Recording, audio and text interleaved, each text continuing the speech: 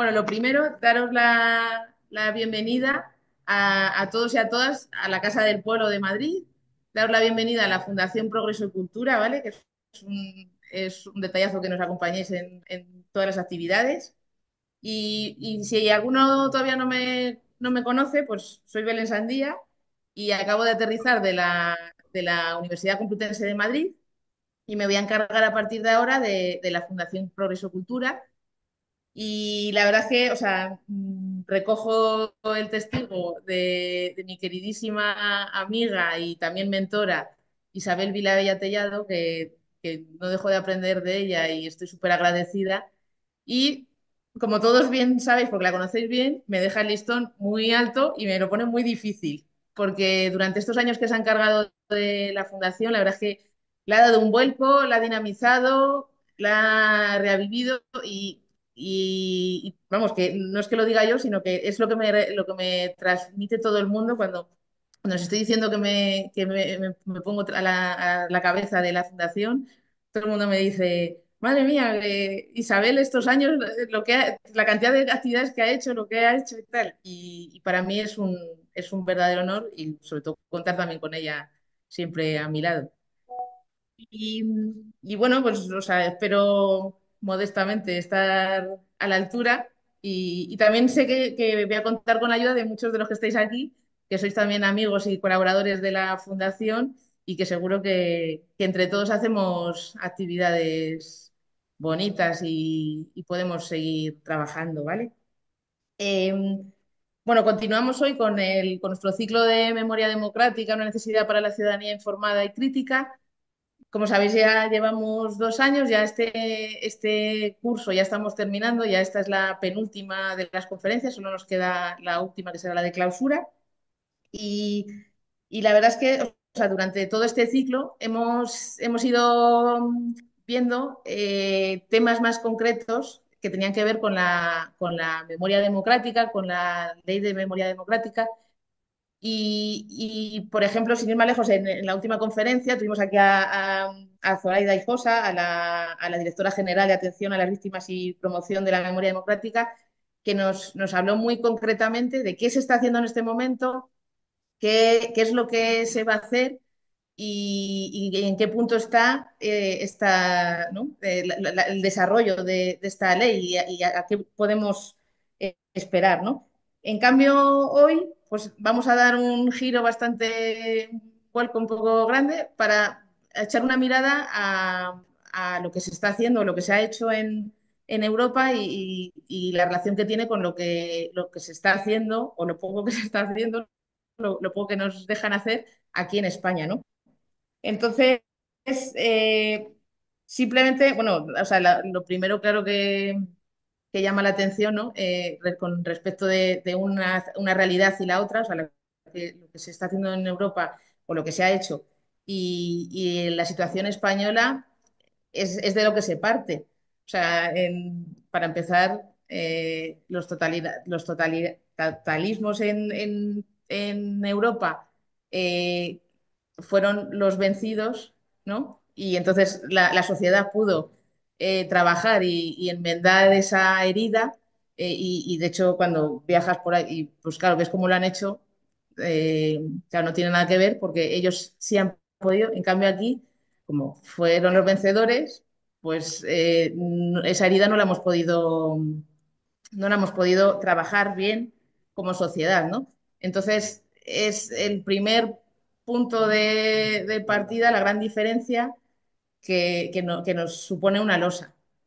Y, y bueno, para hablar bien de todo ello, tenemos el honor de contar con nosotros hoy con Andrés Carcio Pirri, que no ha podido estar con nosotros, que hubiese estado encantado por motivos de salud, pero que de verdad que le agradecemos la generosidad tremenda de haber accedido a este experimento y haber entrado así en la conferencia.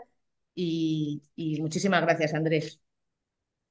Sin más, le voy a presentar, ¿vale? Andrés es doctor, psicólogo clínico y social, conferenciante, librepensador, escritor y articulista. profesor retirado de la Universidad de Barcelona, experto en vinculación académica internacional. Ha sido experto internacional y catedrático de la Escuela de Especialización de la Organización de Estados Americanos, director de proyectos de UNICEF y experto en proyectos del Fondo Social Europeo en 1990. Profesor invitado de distintas universidades y escuelas de negocios de España y de América Latina.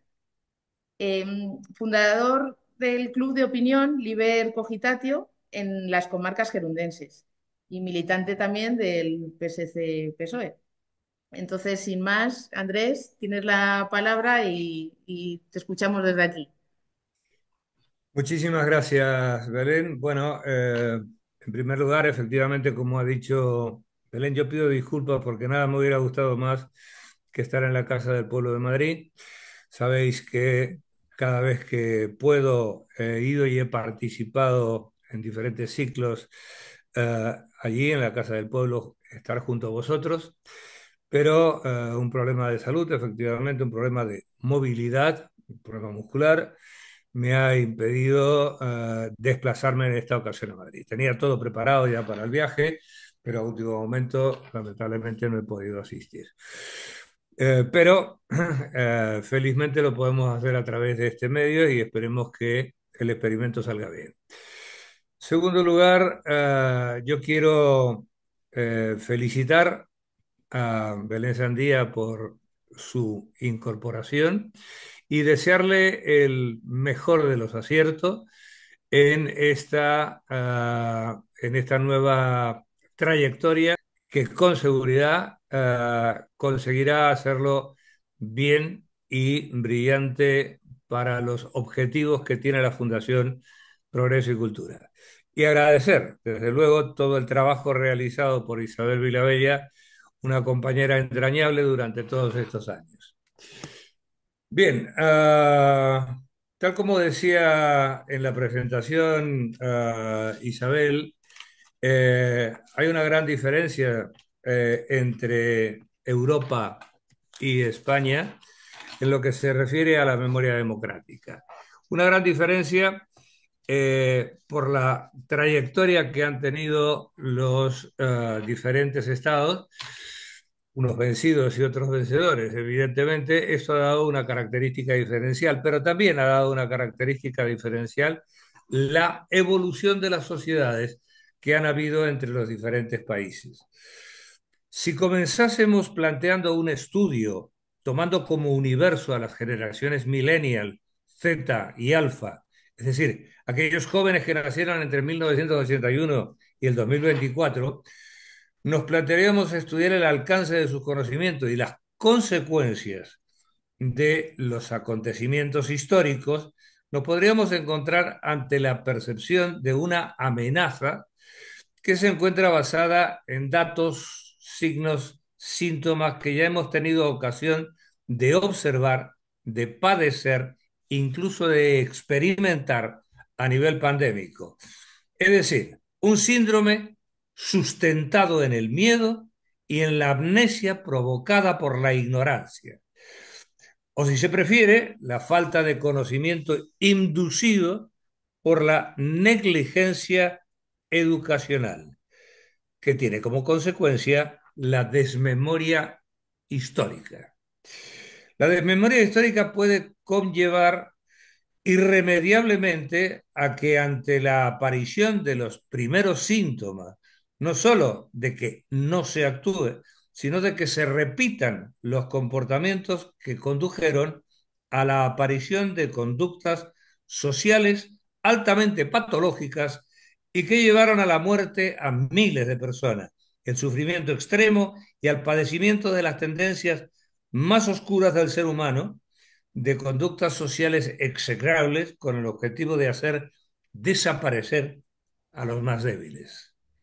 En Europa la historia puede retrotraernos a las guerras coloniales, como la conquista, colonización y reparto de África, y mucho más atrás en el tiempo a América, donde causaron una gran cantidad de atrocidades y causamos una gran cantidad de atrocidades, explotación y el genocidio de poblaciones masivas.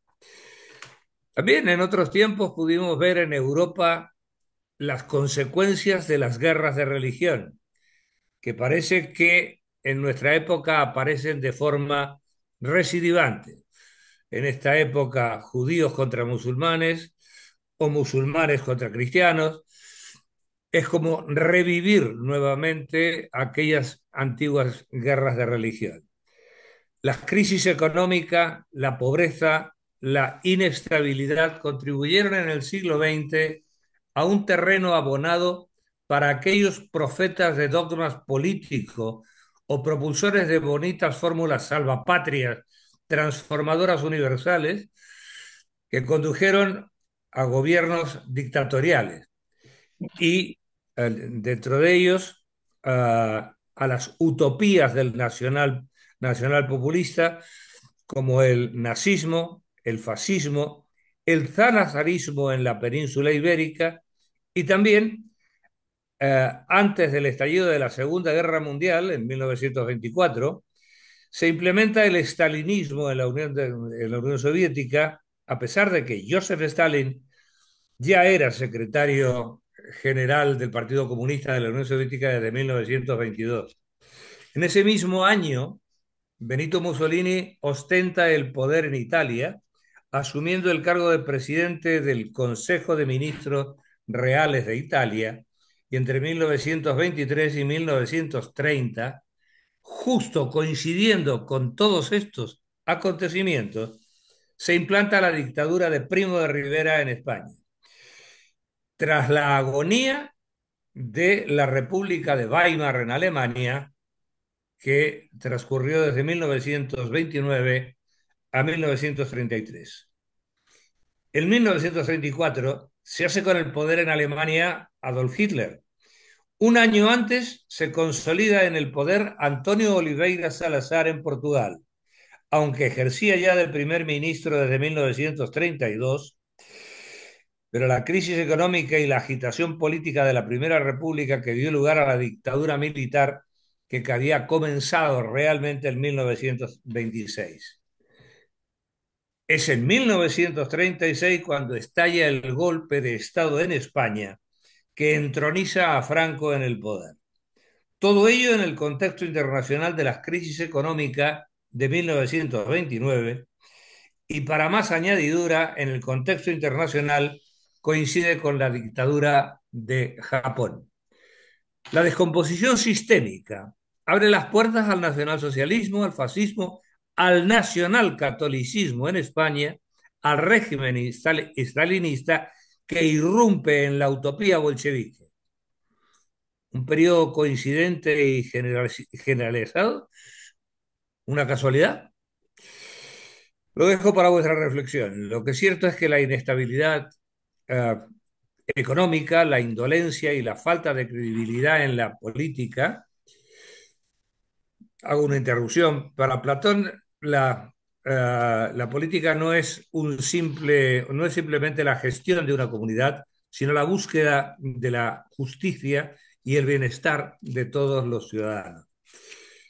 La ignorancia es producto del individualismo radical que da la espalda a la sociedad en el espacio público, en la red pública. No solo fueron el mejor acicate y abono, sino que constituyen el germen de los regímenes totalitarios, autocráticos, sectarios, racistas, xenófobos, nacionalistas identitarios, que en la primera mitad del siglo XX sumió a la sociedad de una de las más nauseabundos episodios que haya sufrido la humanidad. Quedaba ya muy lejos los desmanes de la guerra de religión, la Inquisición, el oprobio y la autocracia, y en ocasiones la autarquía medieval que había desaparecido el recuerdo en la memoria. Pero sin embargo, es ahora, en el primer cuarto del siglo XXI, cuando la amnesia histórica cala en Europa, sumergiéndonos en un posible devenir que casi me atrevería a llamar distópico. Nos adentramos en una Europa cayendo en manos de una ultraderecha cavernaria, ahora coincide con la inteligencia artificial. La sintomatología, el paisaje político y las circunstancias son comparativamente similares a todo lo acontecido que he explicado hace un momento entre 1905 y 1936. Los actos de exterminio cometidos por la Alemania nazi, el fascismo o el estalinismo en la Unión Soviética y en España son solo la punta del iceberg de la centuria más sangrienta de la historia. Ese siglo XX con miles de pueblos masacrados, violados, torturados, desterrados bajo los pretextos más inverosímiles. La educación, no tanto la escolarización, como en el seno de los entornos más cercanos al individuo, optó, probablemente sin quererlo, por el silencio. Ese silencio que esconde la ignorancia, lo que constituye una de las mayores debilidades sociales y de las más peligrosas. La falta de información educativa en las últimas generaciones nos ha conducido a la desmemoria histórica, entre otras cosas. Algunas décadas más tarde, superada la posguerra y abatido el telón de acero en 1990, aparecieron en los Balcanes las guerras yugoslavas, que fue un periodo de intensa violencia y atrocidades, con situaciones como el genocidio de Srebrenica, el asedio de Sarajevo, causando cientos de miles de víctimas. Pero parece que no recordábamos o la desmemoria nos había hecho retrotraer a una amenaza que se nos había incorporado en nuestro propio seno, como había sido el franquismo en nuestro país. Estas guerras dieron como resultado la desintegración de Yugoslavia, pero marcaron una limpieza étnica, crímenes de guerra y crímenes contra la humanidad. La guerra de los Balcanes revivieron el término genocidio. Pero hay que recordar algo más. Lo que se dio en llamar el Holodomor en Ucrania, que significa matar de hambre en ucraniano. Fue una hambruna devastadora que tuvo lugar en Ucrania entre 1932 y 1934. Hoy, cuando Ucrania está en guerra, ya nadie se recuerda de la tragedia desgraciada de lo que produjo el Holodomor en aquella época.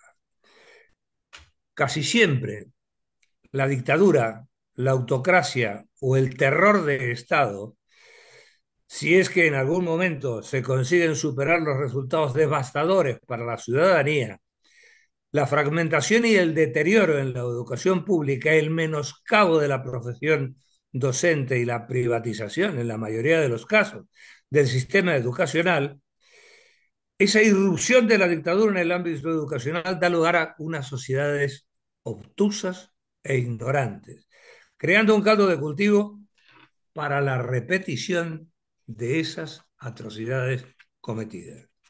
Pero también esos regímenes menoscaban la sanidad, el bienestar social, favoreciendo a las clases dominantes y sobre todo la coerción ejercida que provoca el miedo y que desemboca en un deterioro de la salud mental de toda la población. La dictadura y la opresión franquista en nuestro país dejaron profundas consecuencias, incluyendo la impunidad de la represión, la falta de justicia para las víctimas y la división social. La transición a la democracia se vio marcada por un lento avance legislativo y la falta de reconocimiento de los derechos humanos. Además, la autarquía económica y el control social perpetuaron la división social y la falta de oportunidades para muchos. El legado de la dictadura franquista fue la represión y la falta de justicia en primer lugar, el régimen utilizó la represión y el miedo para controlar a la población y silenciar a a la oposición. Muchos fueron detenidos, torturados, encarcelados, ejecutados sin un juicio justo. En otros consiguieron anular sus voluntades, los hicieron dóciles y esclavos ignorantes del sistema. Segundo lugar, la injusticia y la impunidad. La transición democrática no logró esclarecer la verdad sobre la represión y los crímenes cometidos durante el franquismo, dejando impunes a muchos de los responsables.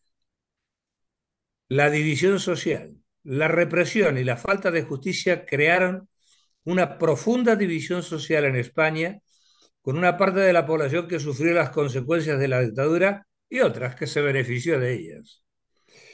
El régimen franquista implementó un sistema de control social que afectó a la libertad de expresión, a la cultura y a las relaciones sociales.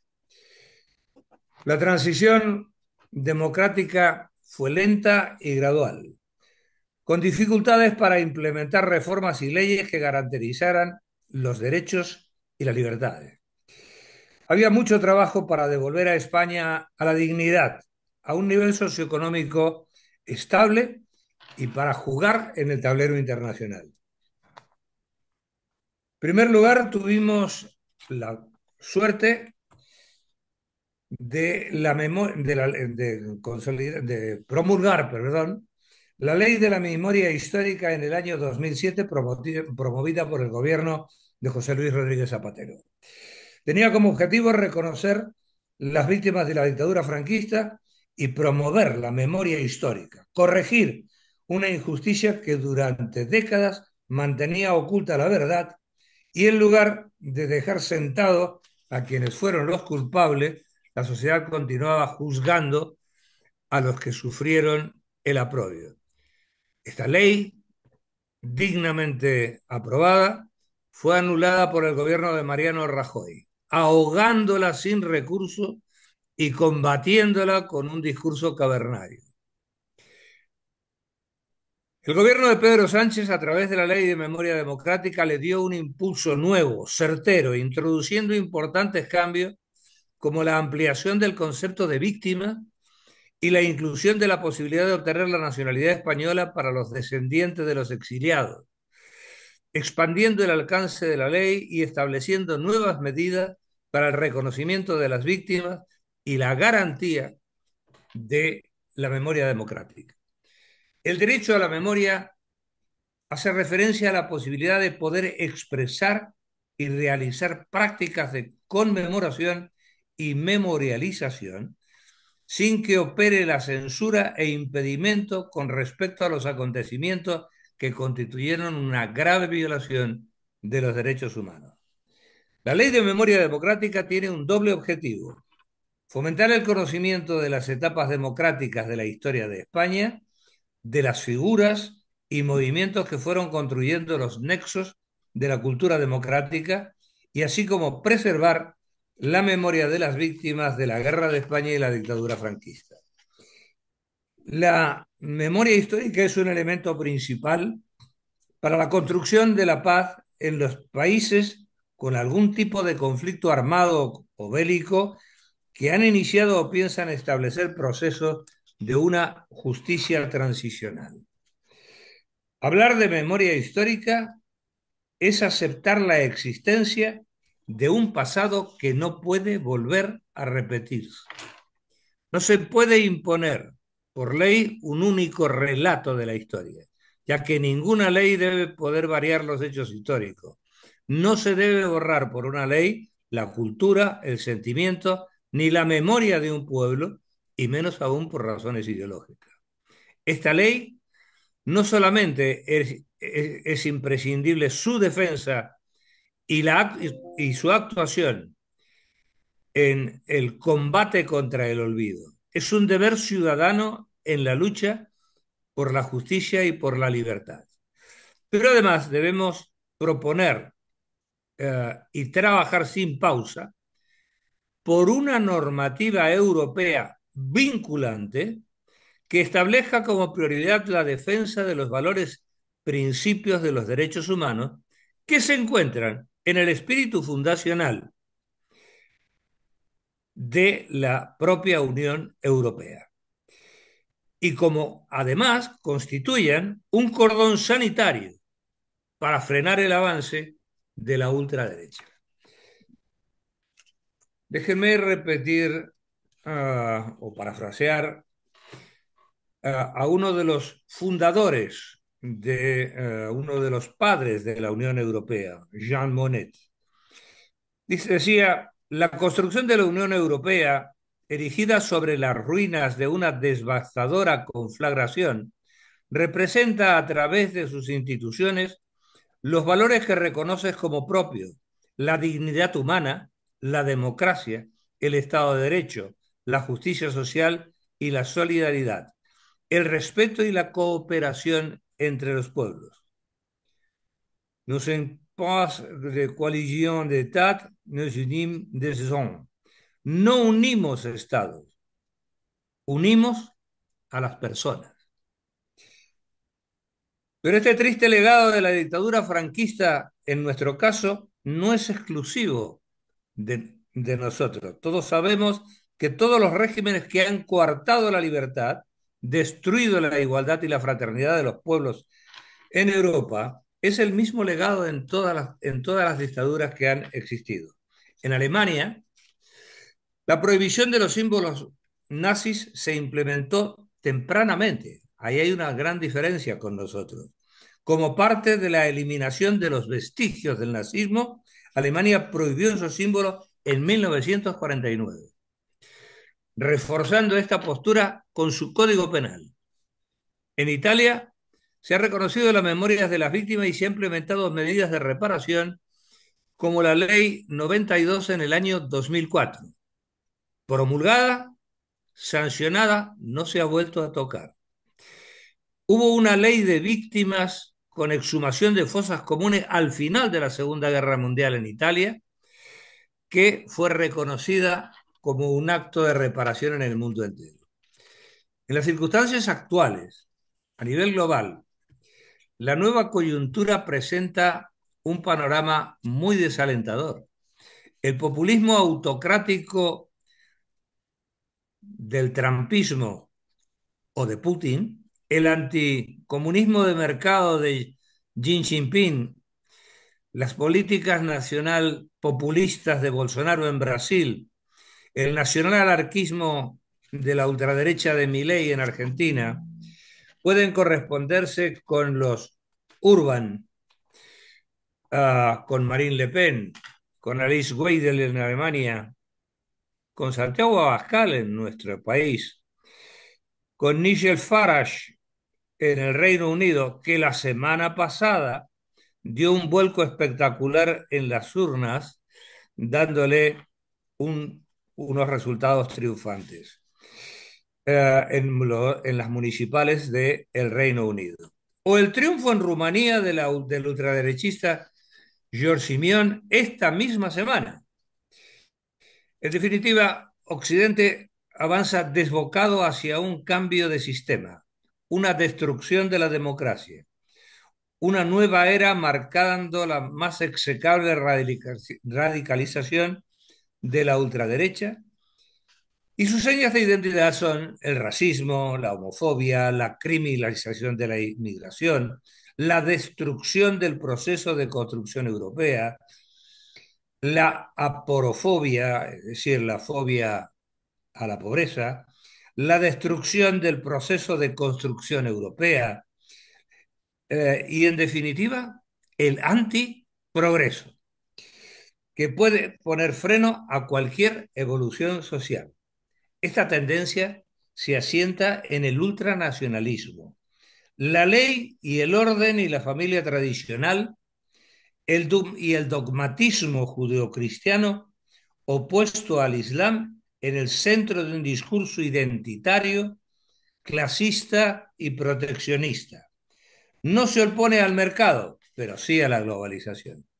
Si no le ponemos freno, y el freno comienza por el reconocimiento de lo ya acontecido en toda la centuria del siglo XX y volver a recuperar la memoria de todo lo acontecido. En la actualidad, el negacionismo a esos procesos de desmemoria fomenta el clientelismo contra los pensamientos y las ideologías de los valores y los principios que avalan o avalaron los derechos humanos.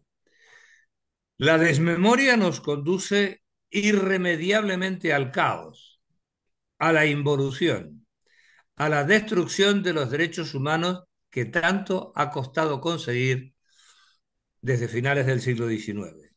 La desmemoria en Europa equivale a alinearse con la ultraderecha 3.0, la que enarbola las tecnologías por encima del ser humano, el dinero contra el conocimiento, un mundo armado y un pueblo hambriento.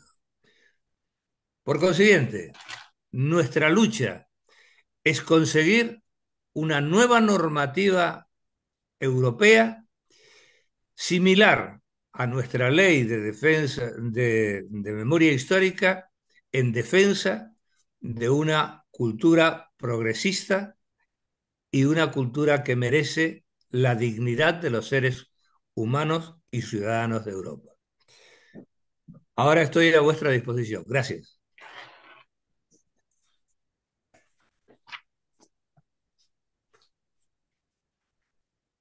Muchísimas gracias, Andrés. Pues ahora vamos a abrir, si te parece, ¿no? Un turno de palabra, por si alguien quiere hacer alguna pregunta. Mejor, em, o sea, habláis quien queráis, vamos acumulando y luego nos comentas y nos contestas. ¿Te De parece? acuerdo, perfecto.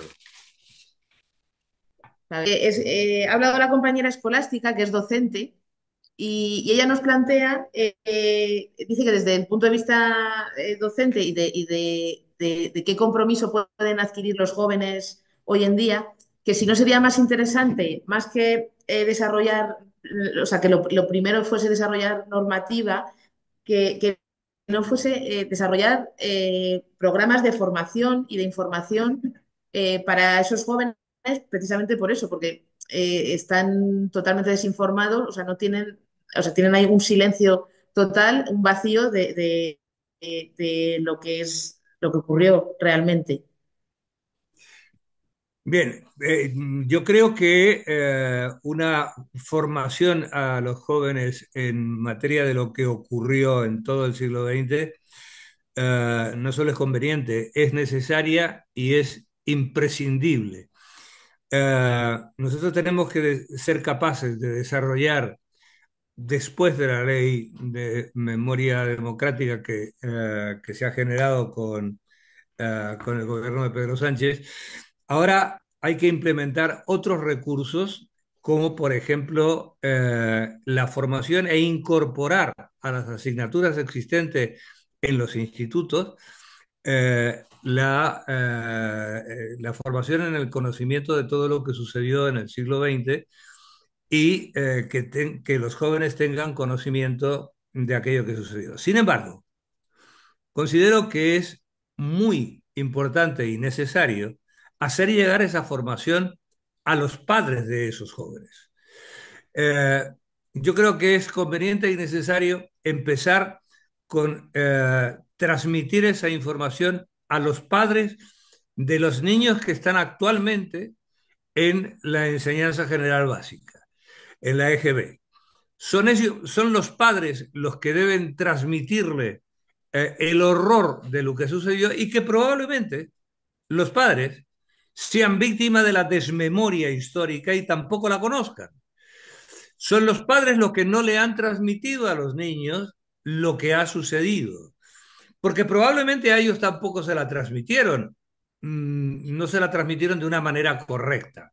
Por consiguiente, es absolutamente necesario establecer cursos de formación y llevar una formación a los jóvenes de la generación millennial, de la generación Z, etcétera, para que tengan conocimiento de lo que ha sucedido y que no vuelva a repetirse, pero hace falta incorporar en asignaturas de los institutos de la educación secundaria obligatoria, de la ESO, pero hace falta, reitero, que también llegue la información a los padres, porque muy probablemente ellos también estén aquejados de la desmemoria.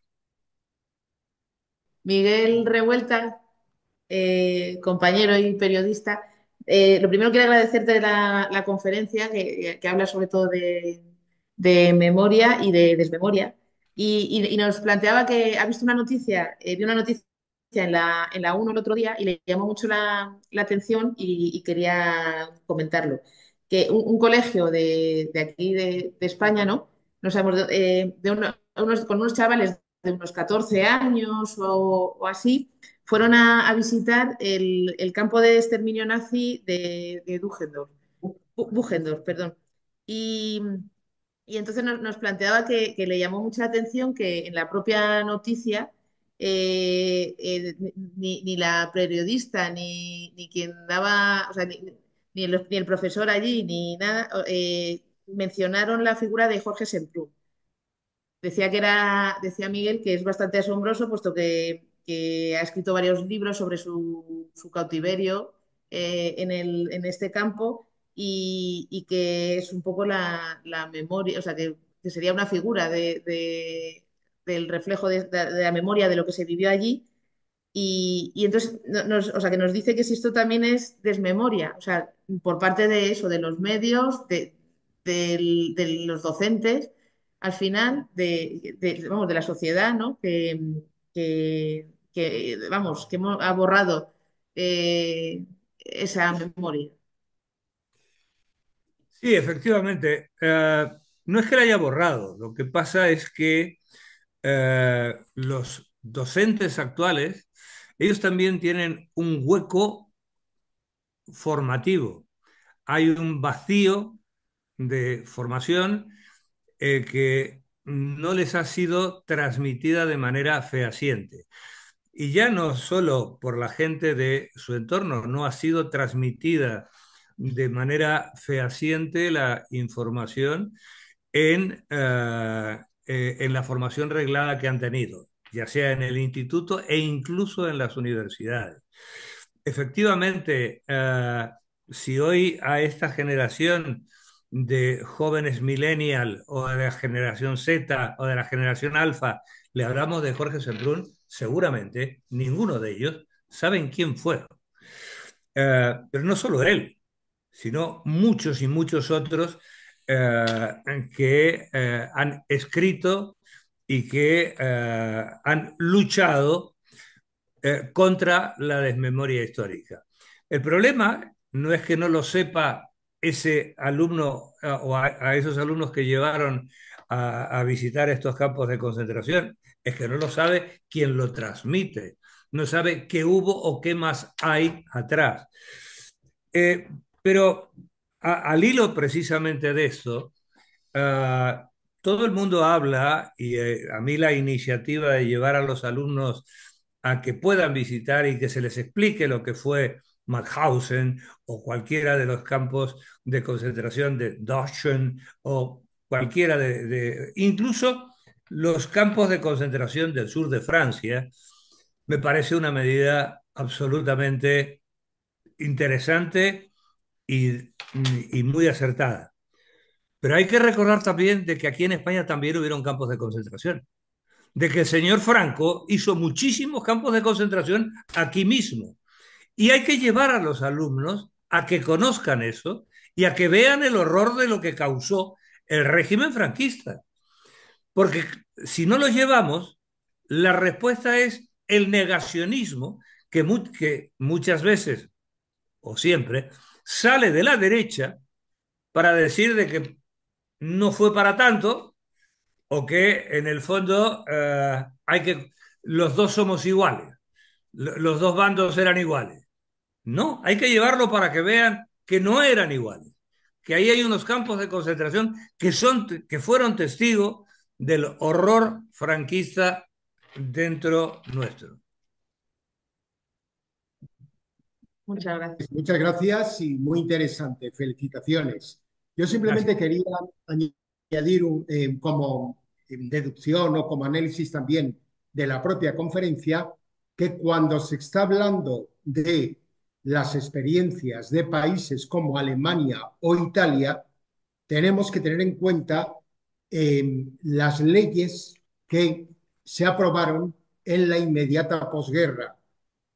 Es decir, en el caso de España nos encontramos con que ha habido un vacío absoluto de casi medio siglo en el que no se ha hablado para nada del pasado, sino que incluso se ha hecho un esfuerzo deliberado para no hablar del pasado, con lo cual ha quedado ahí un paréntesis que no se ha llenado, o mejor dicho, se está llenando ahora.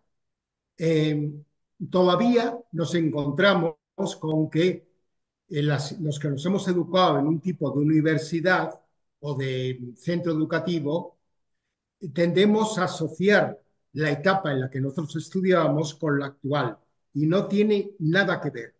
Yo pongo dos ejemplos. Yo me he encontrado con situaciones que hace 20 o 30 años hubieran sido absolutamente inéditas.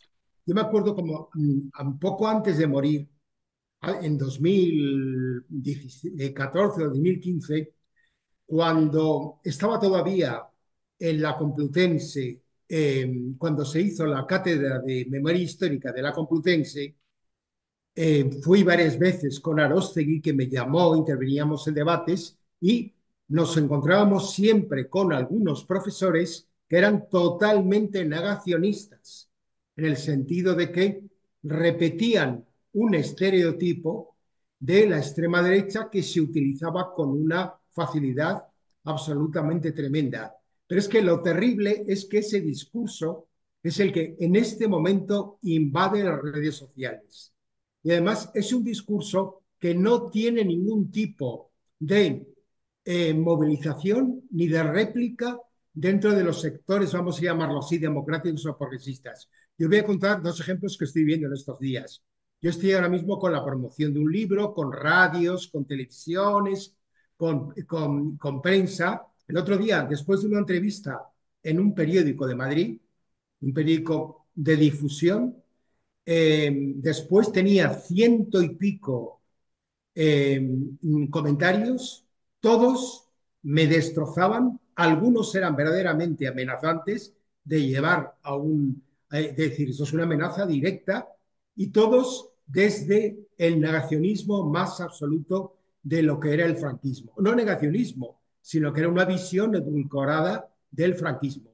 Eso se repite en medios de comunicación porque no hay una reacción por parte de lo que tiene que ver con los sectores más democráticos, no voy a decir ni de izquierdas, porque incluye incluso lo que sería una teórica derecha liberal, una derecha conservadora, a que también debería de importarle salir al paso de ese discurso, y nos encontramos con que hay una especie de renuncia a intervenir en ese debate en las redes sociales desde los sectores que en teoría serían más democráticos o que serían más críticos con respecto a ese pasado.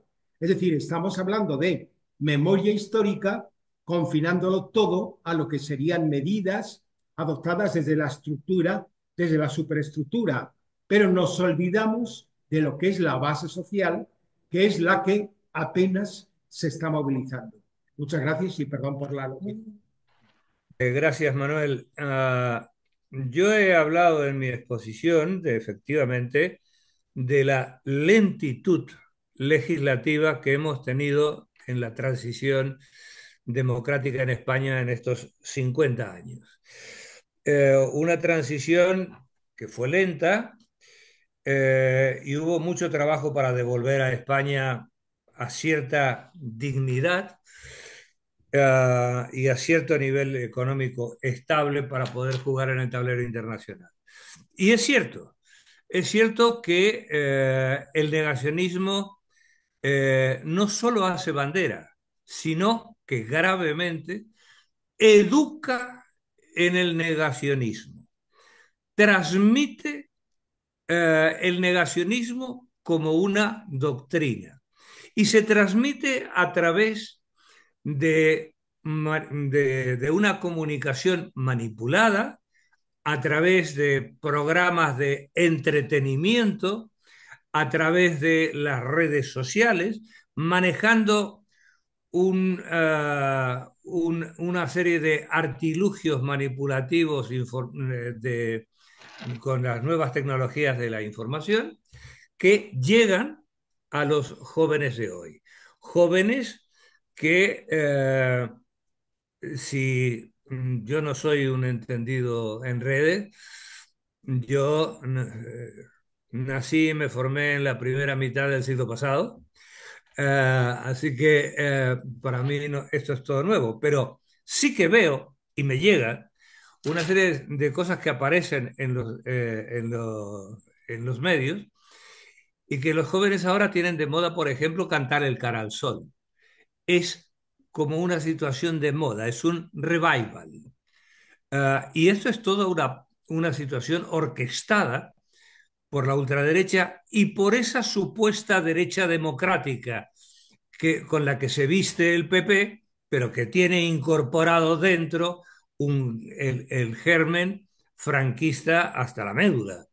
Y precisamente son los que difunden este tipo de negacionismo antidemocrático. ¿Qué sucede? Bueno, si me permitís hacer una autocrítica, ya cuando Belén dio cuenta de mi currículum, ya sabéis que formo parte del Partido Socialista, yo creo que somos lentos nosotros mismos en dar respuesta. No damos la suficiente respuesta, no damos el suficiente combate en las aulas, no damos el suficiente combate en los órganos de información todas las veces que podamos para recordarle a la ciudadanía lo trágico que fue la implementación de la dictadura. Si vamos a Portugal, veremos de que la cosa es bastante distinta. La gente está informada de lo que sucedió con la dictadura de Salazar. ¿Hay negacionismo en Portugal? Sí, por supuesto que lo hay, pero están mucho más informados. Y la revolución de los claveles produjo un revulsivo y una acción combativa contra la desmemoria, informando a la población de lo que había sido el régimen salazarista. Y lo mantuvo durante mucho tiempo. La gente está orgullosa de la revolución de los claveles y de lo que aquello formó. Nosotros hemos sido lentos, hemos tenido una transición, yo diría, de que con mucho miedo al principio, en las primeras décadas. Y eso nos ha llevado a una situación que hoy impera una desmemoria que tenemos que corregir. Este gobierno ha comenzado por una ley valiente, pero tenemos que continuar y profundizar mucho más. Eh, desde las aulas, por supuesto, pero también desde el combate sindical, desde el combate objetista. Ser objetista no es solamente estar al corriente de pago, es también transmitir lo que significa los derechos humanos y lo que significa la dignidad democrática. Mi nombre es Raúl de Escobar. Le quería agradecer la exposición yo también y me van a permitir que yo haga un poco de abogado del diablo y plantee aquí un poco un escenario eh, que me genera duda a raíz de su exposición, porque veo que, y es recurrente cuando se habla de temas de memoria histórica, que se hace mucho hincapié en dos aspectos. Uno, la importancia de la educación para combatir la memoria histórica y dos, eh, la desventaja comparativa que tenemos en España por cómo fue nuestra transición.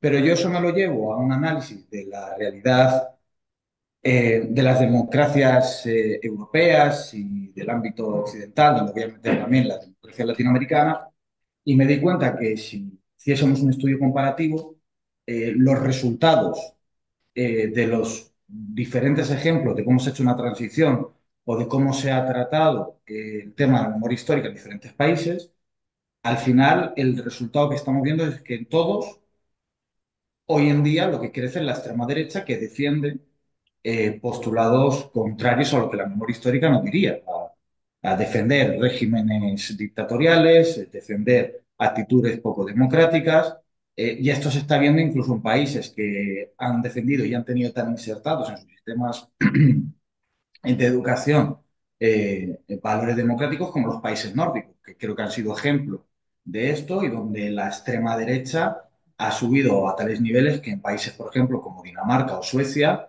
el propio Partido Socialdemócrata prácticamente ya se puede considerar un partido de extrema derecha en algunos de los posicionamientos que tiene, como ejemplo de que en la sociedad ha calado ese mensaje. Entonces, la pregunta que yo me hago es, ¿por qué insistimos en estos aspectos cuando parece que cuando hacemos un estudio comparado de las diferentes vías por las que hemos llegado a la actualidad, ejemplos como el de Alemania, que inmediatamente hace una ley, prohíbe los símbolos y donde ahora AfD es tercera fuerza, ejemplos de Italia, donde gobierna la extrema derecha, ha puesto usted el ejemplo de Portugal, que está mejor informado, y el tercer partido ahora mismo en Portugal, esperemos que cambie un poco en las siguientes elecciones, es un partido de extrema derecha. Eh, Todo esto me voy a preguntarme de por qué insistimos en esos procesos de transición y por qué insistimos en la educación como un valor importantísimo para evitar que la extrema derecha siga imponiendo y la recuperación de la memoria democrática como herramienta para evitar que la extrema derecha se imponga, cuando no parece que haya tenido mucho efecto en otros países. Esa es la pregunta. Muchas gracias. Si no he entendido mal, a ver, nosotros hemos tenido una debilidad y una lentitud en el proceso del combate contra la memoria democrática, pero no somos los únicos y la desmemoria a la que hago referencia no es solo de España, evidentemente, es una corriente que se extiende por toda Europa, por toda América. Eh, la, la política de ultraderecha está cogiendo cada vez más fuerza. Esta nueva tendencia de lo que yo he definido en mi exposición como la ultraderecha 3.0, porque no es exactamente un fascismo, no es exactamente el nazismo ni el nacionalcatolicismo, es hija de aquellos regímenes, sin lugar a duda, eh, pero ligada a un neoliberalismo salvaje y atroz, es otra cosa. Es una ultraderecha que están haciendo y que se está reforzando en los nacionalismos identitarios. Pero efectivamente, casi todos los países han creído que era una situación ya superada, de que es una situación de la historia, como si la historia ya no tuviera nada que ver con nosotros, como si los procesos históricos sucedidos en el siglo XX, para ellos el siglo XX y el siglo XV más o menos están en la misma situación. Uno está en la página 15 del libro que están estudiando y el otro está en la página 20. Eh, eh, no hay una verdadera conciencia de lo que ha sucedido, pero es culpa de que todos los procesos de transición han preferido el silencio, han preferido el olvido y han generado que ese olvido se haga eco de la personalidad social que se ha incrustado en toda la sociedad. Una vez que se impuso, se creó, diría yo, la la clase media se posicionó y se posicionó de una manera en la que detrás de muchas personas de esa clase media, eh, habían algunos que se consideraban terratenientes con la tierra que juntaban en las orejas cuando viajaban en moto. Y el hecho de comprarse un apartamentito o de tener el derecho de vacaciones ya se consideraban capitalistas. Y entonces empezaron a considerarse más lejanos de las clases desfavorecidas. Ya no hay obreros, ya no hay trabajadores, ahora son personas que tienen un trabajo diferente. Esta cultura de esa clase media dio lugar a que yo no soy de aquellos que padecieron esa situación, es una situación antigua, es una situación frustrada y por consiguiente no se han hecho políticas para mantener en la conciencia de la ciudadanía los sucesos graves que acontecieron y que deben formar parte de la consustanciación de nuestra actual lucha por mantener el sistema democrático. No sé si he respondido exactamente a tu cuestionamiento, pero esa es más o menos la idea. Muchas gracias. Gracias por su intervención. Yo quería, bueno, primero plantear que creo que existe cierto problema de competencias. Primero, la Unión Europea no tiene competencias para legislar sobre memoria. Por tanto, una ley general de todos los estados yo creo que es bastante difícil por eso, porque no tiene nada o sea, no sé cómo se puede mojar ahí. Y luego veo también problema en la incorporación de estos contenidos en las asignaturas, porque en España las competencias de educación están transferidas a las comunidades autónomas y entonces depende de cada gobierno autonómico. Entonces, en los gobiernos autonómicos en los que tenemos la desgracia de que gobierne el Partido Popular, como por ejemplo en Madrid, pues nunca va a haber contenidos demasiado amplios en esta materia porque no les interesa, porque no quieren que se sepa la verdad o que se sepa una verdad que no es la que ellos han venido defendiendo desde siempre, que es la verdad de los vencedores. Eso por una parte. Y luego, por otra parte, cuando ha mencionado los diferentes ejemplos de políticos de ultraderecha, tanto de Estados Unidos como de Latinoamérica, como de Europa, me parece que se le ha olvidado, me ha parecido a mí, igual me equivoco, pero me parece que se le ha olvidado mencionar a Meloni, la presidenta de Italia, que, hombre, yo creo que también es esa misma ultraderecha, aunque ahora la Unión Europea ya la haya blanqueado y ahora parezca que es la esperanza de la derecha central o algo, pero vamos, yo creo que es exactamente lo mismo que los otros, aunque la ultraderecha se vista de seda, pues ultraderecha se queda. Nada más. A ver, empezando por lo último, no sé si se me ha olvidado mencionar a Meloni, pero lo que debo decir es de que Giorgia Meloni no solo forma parte de los grupos de ultraderecha, es que la señora Meloni es probablemente la dirigente política de la ultraderecha más peligrosa del resto de partidos de ultraderecha de Europa.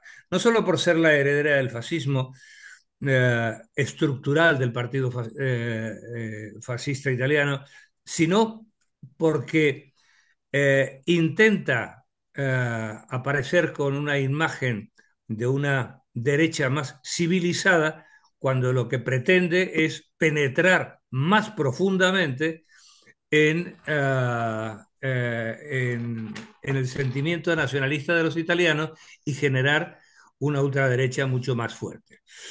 Por consiguiente, no sé si la había mencionado o no, pero que quede claro de que eh, forma parte de todo ese contubernio de ultraderecha que estamos viviendo.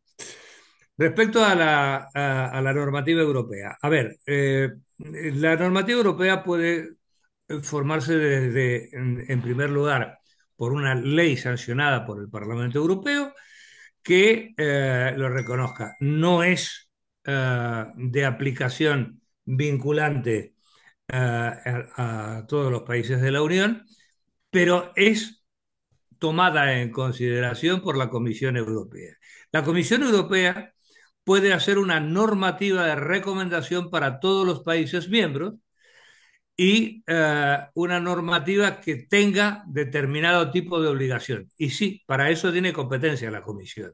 Ahora, efectivamente, no hay una competencia vinculante de aplicación dentro de los estados porque cada estado tiene un sistema diferente. Y en nuestro caso, dentro de lo que es el sistema autonómico, un sistema semifederal, tenemos una problemática, efectivamente, como bien has dicho, complicada cuando hay gobiernos de derecha o de ultraderecha en algunas comunidades autónomas.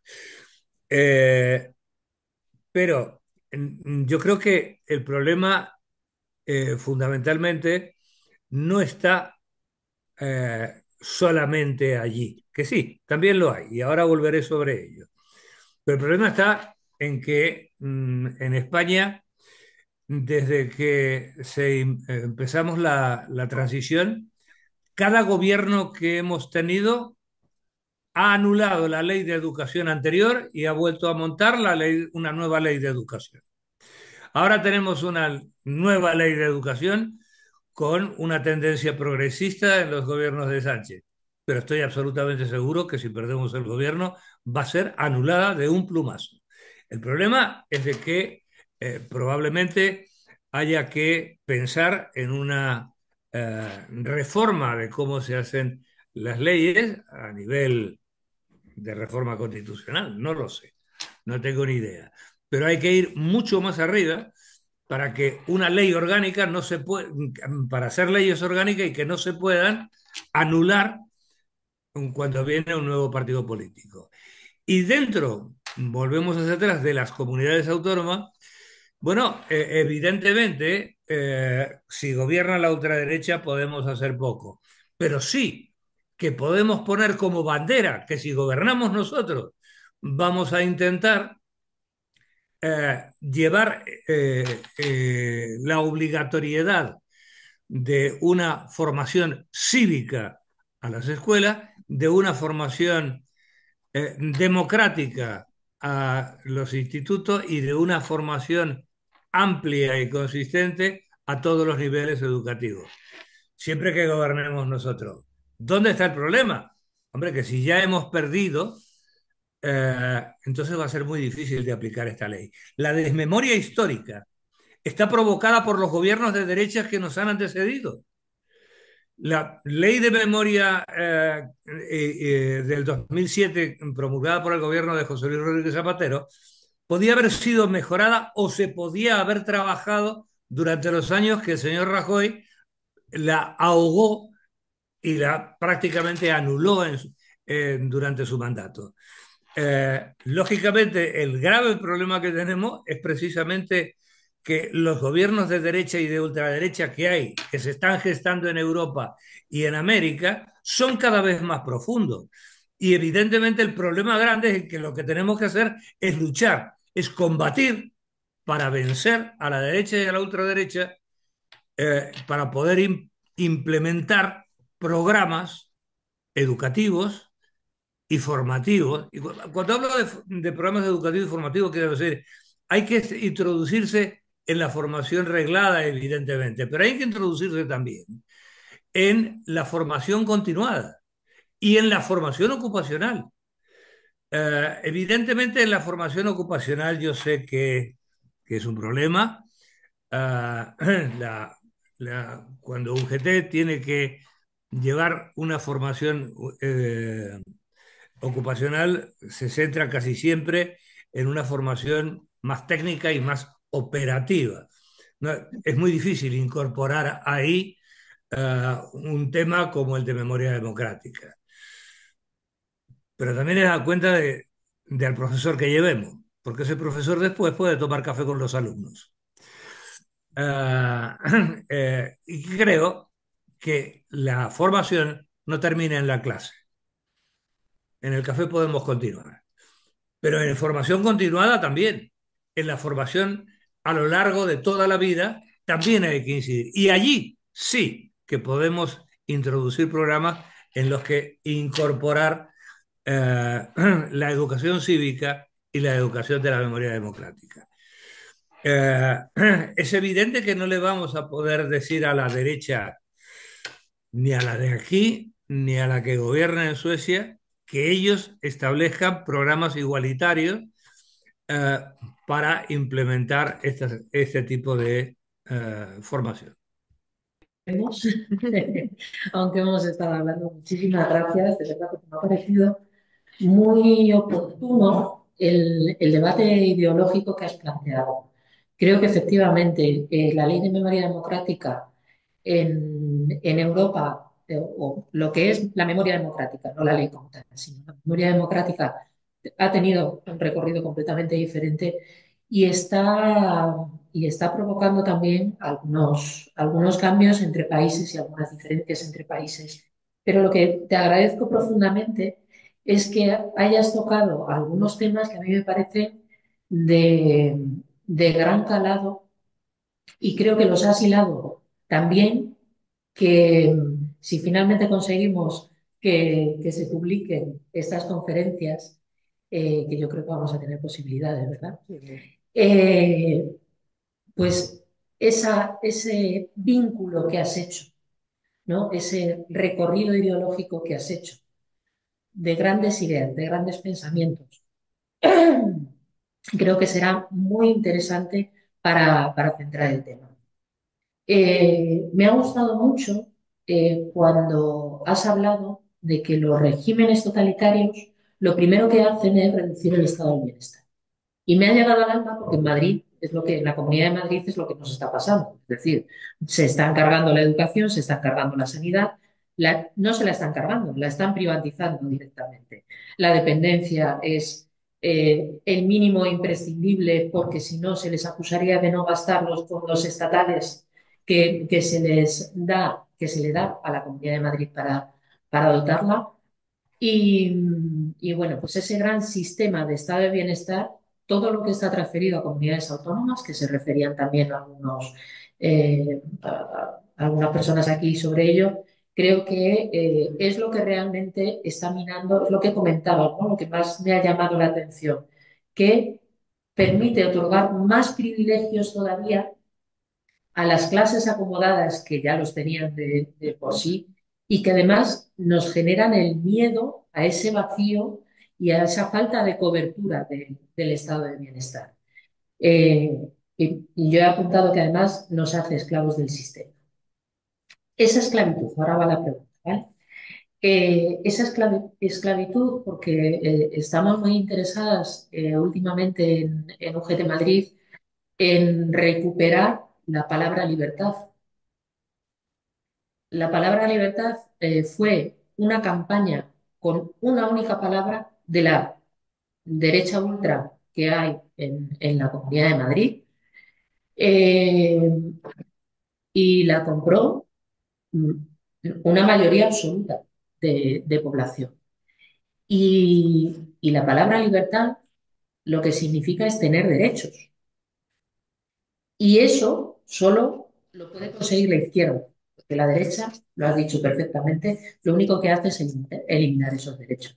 Entonces, me gustaría que también abundaras en cómo conseguir que esa palabra libertad, esos derechos de ciudadanía que tenemos, ese derecho a conocer la memoria que nos han ocultado durante al menos, digo al menos 40 años, cómo recuperar esa libertad.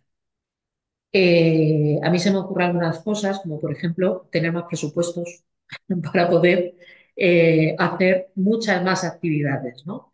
De, bueno, pues eso, de conocimiento, que llegue esto no solo por las redes sociales, sino que llegue y se pueda difundir mucho más. Y eso es una cuestión también económica, ¿no? Te agradezco profundamente, de verdad, el esfuerzo personal que estás haciendo por acompañarnos, porque sé que te está costando muchísimo. Te lo agradezco de verdad profundamente. Eh, y, y quiero también finalizar este trocito de intervención mía dándole las gracias a Belén. Quedáis en las mejores manos posibles. O sea, eh, si alguien puede dinamizar esta fundación, que ya decía Belén que ya lo habíamos hecho, que ya lo había hecho yo antes, ¿no? Ella ha estado a mi sombra siempre, ¿no? Siempre ha estado ahí detrás, escondidita, y gracias a ella, en parte, y a muchas personas que estáis aquí, ha sido posible esa dinamización de la fundación. Pero es que ahora viene mucho más todavía, porque no sé si habéis seguido las redes sociales de la fundación, si no, os recomiendo que os suscribáis porque hace unas cosas preciosas, modernas, pero además con contenido, que creo que eso es lo importante. No solo hacer las cosas de forma atractiva, sino que además haya ese contenido ideológico que es tan importante que se reivindique. Así que voy a estar siempre a su lado que me lo permita. Mientras me lo permita, ahí estaré para hacer todo lo que me pida y bueno, insisto en que estáis en las mejores manos, la fundación está en las mejores manos que podía estar. Muchas gracias. En primer lugar, muchísimas gracias, Isabel. Gracias, gracias por tu trabajo durante todos estos años. Eh, y también el deseo de acierto ahora en tu nueva trayectoria. A ver, ¿qué hacer para profundizar en el concepto de libertad? Efectivamente, la libertad es la lucha por los derechos, por los derechos sustanciales del ser humano. Yo creo que la mejor manera de contribuir a la libertad es educar en el libre pensamiento. Tratar de que esos pensamientos eh, característicos de la derecha, esos pensamientos eslogan que tiene la derecha permanente y que van calando desde niño en todas las edades, nosotros los tenemos que combatir. ¿Y los tenemos que combatir cómo? Construyendo estructuras de comunicación eficientes. Nosotros tenemos estamos, digamos, perdiendo la carrera en materia de comunicación. La derecha no solo tiene el poder en la mayoría de los medios de comunicación social, sino que los grandes comunicadores sociales también están en manos de la derecha. Los grandes comunicadores sociales son desde las redes sociales, por supuesto que sí, pero también en esos programas de entretenimiento que atrapan y que no solo están en las televisiones privadas, también están en las televisiones públicas. ¿Y qué otros, dónde encontramos también grandes comunicadores sociales? En las estructuras de formación. Lo que decía antes, yo voy y doy la clase, pero a la hora de tomar café, ahí tengo un espacio. Nosotros tenemos que tener conciencia de responsabilidad militante para transmitirle a la gente el concepto de libertad. Porque lo que le llega a la población el concepto de libertad es el concepto de libertinaje de tomarse un café en la Plaza Mayor o ese concepto de libertinaje que difunde la señora Díaz Ayuso, que es todo lo contrario al espíritu de libertad. La señora Díaz Ayuso no transmite lo que es la libertad auténtica de la mujer. En el fondo, está más a favor de la cosificación que de la libertad de la mujer, pero ha llegado a transmitir una idea negativista que ella es la dueña de ese espacio de libertad. Nosotros tenemos que combatirlo con estructuras de comunicación y con estructuras de formación potentes y fuertes. Y los ciclos de charlas, de conferencias, de debates y de tertulias como este son un ejemplo por el camino que tenemos que seguir. Pues muchísimas gracias, Andrés. Bueno, muchas gracias por todo el recorrido que nos has hecho tan amplio, viendo temas tan interesantes. Eh, yo quería agradecerle a Isabel sus palabras, por supuesto, Y quería incidir un poco en que se ha hablado de varias cosas que a mí me preocupan bastante o sea, que ahora que tengo en mi mano la Fundación Progreso y Cultura, me gustaría darle rienda. Y a mí una de las cosas que más me preocupa precisamente es llegar a los jóvenes. Por eso, porque creo que no estamos llegando, que nos estamos, o sea, que esa batalla como que la tenemos la izquierda ahora mismo muy perdida y comparto contigo, Andrés, que precisamente eso, que siempre nos han, perdonadme la expresión, comido la tostada en temas de comunicación, porque ellos, o sea, la derecha siempre llega muchísimo más porque tienen una estrategia muy definida y la siguen.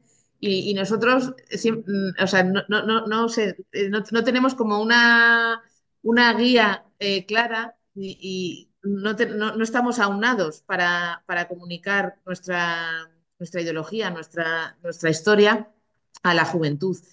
Y entonces en eso yo creo que estamos pecando bastante y nos estamos quedando muy atrás. Entonces, precisamente eso, lo que hemos hablado, la educación, formación, o sea, es la base para poder hacer llegar a la sociedad y que conozcan de verdad la historia, que no se olvide, que no suframos más esta desmemoria histórica y democrática que es devastadora. Y bueno, sin nada más que añadir, muchísimas gracias de verdad como dice Isabel, por el esfuerzo tan tremendo que has hecho para estar con nosotros.